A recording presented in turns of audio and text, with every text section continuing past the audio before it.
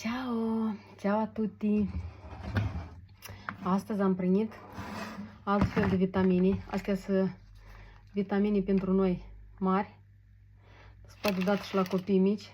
Tot așa, e un coș mare de fructe și legume aici. Este iară pentru copii. Și de grele. Au 200 de grame. Și de grele. 200 de grame. Așa pentru un copil ajunge pe 2 luni. În traia asta. Da, aici sunt mai multe.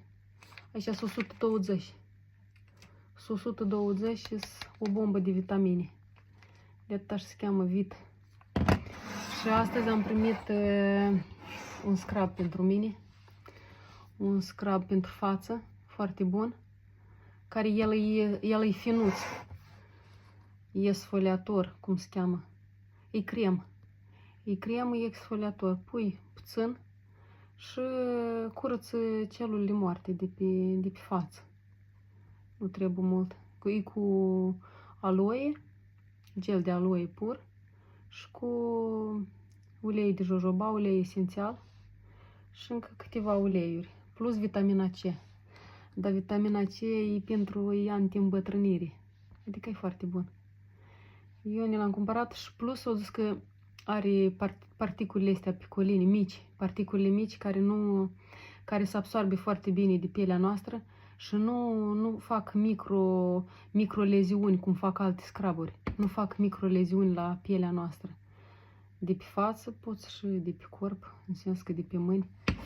Aici mergi cu aici. După și curăț cu scrabul ăsta și se poate folosi în toată ziua, absolut. În toată ziua, adică el e finuț. Nu e agresiv deloc. Și după ce am curățat fața cu aista, o dăm cu cremul ăsta, care am mai explicat data trecută. E simplu, dar e foarte bun. Adică nu are formulă complicată. Și am spus eu mai înainte că adică e taman pentru pielea mea, nu conține alcool.